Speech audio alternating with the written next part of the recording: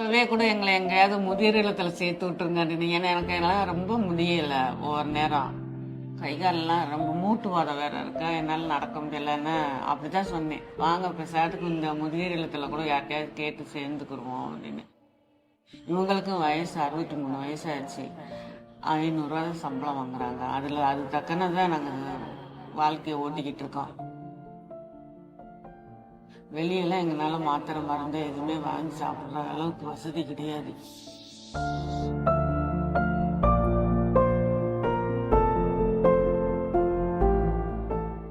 அதுதான் தினம் யோசனையாகவே இருக்கும். ஐயா, நம்மளுக்கு யாருமே ஆதரவே இல்லையே அப்படின்னு.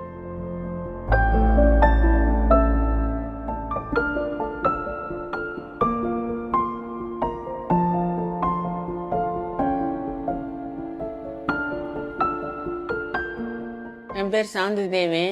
எப்பயும் போல சிஸ்டர்லாம் இங்கே வந்து செக்கப்புக்கு வருவாங்க.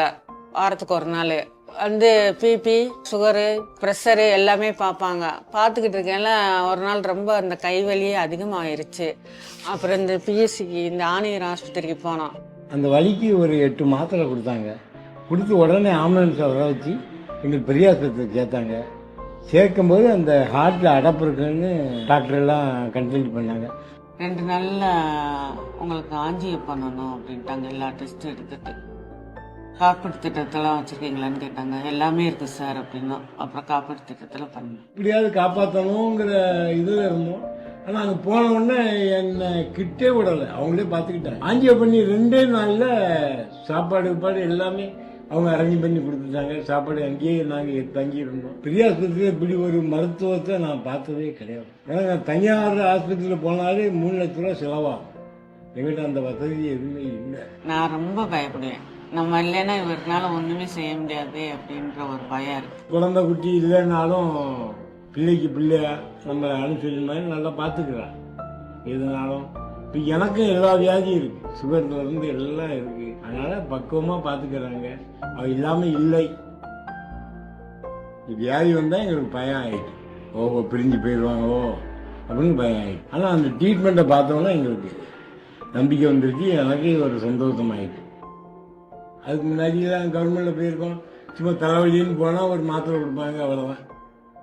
ஆனால் இங்கே மாதம் இன்னும் டெஸ்ட்டுக்கு வர சொல்லி உடம்புக்கு ஆரோக்கியமாக நல்லா இருக்கும். எனக்கு உயிர் பிச்சை கொடுத்து இது பண்ணிட்டாங்க. அதே ஒரு பெரிய தாக்கம் கிடையாது. இதுவரை என் லைஃப்பில் எத்தனையோ வருஷம் ஆச்சு. எத்தனையோ ஆட்சிகள் நான் பார்த்துருக்கேன். இப்படி ஒரு ஆட்சியை நான் பார்த்ததே கிடையாது.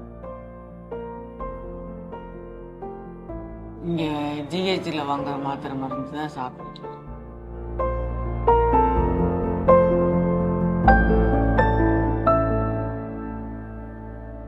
அது ட்ரீட்மெண்ட்னால எங்களுக்கு ஒரு நம்பிக்கை இருக்கு. சரி வாழ்ந்துடலாம் அப்படின்னு நம்பிக்கையில் வாழ்ந்துக்கிட்டு இருக்கோம்.